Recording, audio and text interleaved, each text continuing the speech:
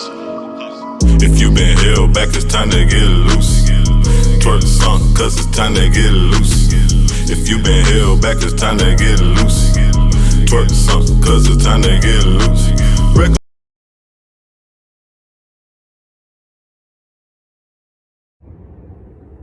What up, world? My name is Jerrell Clemmons, aka Xotiik. Welcome to our show, Seen But Forgotten. And on our show, we've been on a journey to try to tackle issues like homelessness and poverty. And throughout our journey, we found out that one of the things that may be a common denominator is drugs. Is it a gateway drug? Is it a party thing? Is it a thing that helps people get by in life? So we decided to dig deeper and ask some of our guests and ask some of our people that we might take for granted, ask their story. Ask how can they help get by and get through this issue. Let's get started. We're back. Welcome to our show, Seen But Forgotten. Right here I'm sitting with my man Josh. Appreciate you doing the show, man. No problem. All right, man. So, we've been on this journey. We've been talking about everything from poverty to drugs and everything. So I guess we'll just start out with me asking you asking you to tell your story, man. Yeah, man. I ain't gonna lie. I was on some hard drugs for about 7 years straight. I lost everything when I was doing them, and I didn't know what to do. I was in a situation like I didn't have no help, and the only thing I could do was just find help some way, and I found help in God. That's what I did. And God gave me all the faith and everything I needed to do what I needed, and He was a real inspiration when it comes to getting right and being where I am now from where I was. That's what's up, man. So was it something like when you started, like, can you pinpoint what started you wanting to do drugs and what those drugs were? Yeah, well, matter of fact, when I was working at this car lot in Alabama when I used to live in Phoenix City, the ex-girlfriend I was with, her parents were on drugs really hard, and I just wanted to see what it felt like, because they always had energy, always like happy and stuff. And one day, one of their friends let me try it in a car, and after that, I'll never forget it. It was like weird how it happened, but I guess it was meant to happen, because I was at an auction and was in Atlanta, and we were buying cars. My boss man he was a car dealer, so I was driving the car back from where we was, and I looked to the right of the seat, and there was a big bag of meth right there. Right there in the car. Right there in the car. Like a big bag. And I've only tried it one time, and I kind of liked it, but I didn't have no way to get it. So that right there is what led to my whole journey of being on drugs. Okay, man. Yeah, that's crazy. So, like you said, go ahead. Well, when I was wondering what it was, when I looked down to the right, I was like, I know that ain't what I think it was, because I had just tried it. I was like, is this really happening right now? And I kind of liked it, because it gave me a lot of energy to do, it just gave me a lot of energy to do what I had to do. And whenever I got back to the car lot, I went in the bathroom, and I opened it up. I was like, is this what I think it is?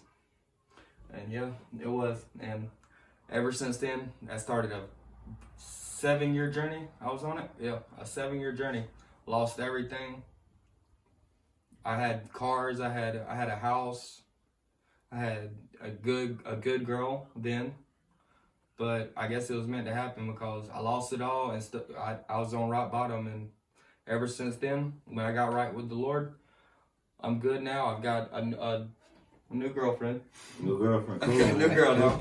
And I got a kid now. I got a job back. I got me a house now. And it's that drug. That drug's the devil.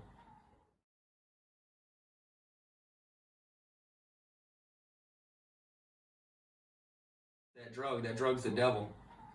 That's what I heard, man. And you know what? It always start off as something innocent, like, working those 9-to-5 jobs. We get tired. We just need the energy. Sometimes you might get a meal and a coffee or an energy drink or something like that, and you need something to keep you going. So it's hard to turn those things down, especially when you surrounded by it. But man, it's a good thing, like you said, man, that you found God and He helped you get rid of that demon, man. Is there somebody who motivated you to, who influenced you to start, and what motivated you to stop? Like, when did you know, like, you was at rock bottom? Well, the thing that motivated me to start was I guess wanting to get a bigger high, like just feel a different feeling than being sober all the time. So I guess that's what that was. And I guess when to get off of it, I was looking at my family, what I'm putting them through. Like, you're not yourself when you're on it. So I seen what they were going through and how they were struggling. Like, you gotta look outside the box to really to see it. Because I seen the pain they were going through, knowing one of their family members are on a hard drug like this that could easily kill somebody and ruin the whole family pretty much. And just, I knew I wanted to stop because that wasn't me. The question I've always wondered that I want to ask you is there like a comparison? Like, what would you compare that feeling to? Is there anything that you could compare that feeling to? Well, I guess I would have to say it's the best feeling you could possibly imagine. It's 100 times better than anything you could think of. Even sex? Even sex. 10 times better, 100 times better than sex. It's a feeling you can't get nowhere. Like, it's just a rush, and you always chase that high. Once you do it that first time, you're always going to want it, but you're never going to reach it. And that's another reason why addiction continues, is because you're always chasing the high, but you never reach it, and it lasts so long. Because you think you're going to get that high again, but you're not. Wow. And that's like why people end up doing more and more. Or yeah. It's the high. It feels so good. Yeah, I can't compare it to nothing because it's better than anything I've ever did. Right. And I still get the urge every now and then, but I know I can do it. I'm better than that. I've got something to live for now. I know I'm way better than that. So do you think addiction is an individual thing, or is it hereditary, or? To be honest with you, I think it's hereditary because in my family, I've got a lot of people that have did it or something, or been on it before, but or you're still doing it. But I ain't told y'all about this, but actually my father, 2 months ago, he passed away. He was doing the same drug I was, and he couldn't get off of it like I was at a young age like I was. So some guy he knew sold him some bad drugs, some bath salt that looks like the same drug that he was doing, and died. And the other guy was actually on it too, and it messed his mind up so bad that he left my dad there to have a heart attack off of bath salt that he thought was some drugs, and died right there, and stole his truck and left him in the camper with the door open to die. And his sister found him laying right there on the bed dead. So I think it's hereditary because I just think people have an addictive personality, and I think it just runs in the blood. That's crazy, man. Our guest last week said that rehab doesn't work. Do you believe that? I don't believe it works because I think if you want to do it, you're going to do it no matter what. And I think that if you really want to get off of it, then, and you really feel it in your heart that it's not for you, and I think you can get off of it. I think it's just all in the mind. But it was really hard for me, but I knew I was better than that, and I knew that wasn't my plan in life, what I was born for. Facts, man. And I can tell, man, you're a good dude, man, and you got to be strong because like you said, a lot of people don't get off. A lot of people, get hooked on that demon and can't get off of it, man. So you're a good dude, man, and all praises to the Lord, man, for helping you get off it and get you shake and let you shake it, man. If there's anything you want to say, man, feel free, man. What I got to say for people that want to get off, and if you're young and ain't did it yet, or if you've on it right now and you can't get off, just knowing that I was on it 7 years, I thought the same thing. I thought that there was no way I was going to get off of it because I love the feeling so much.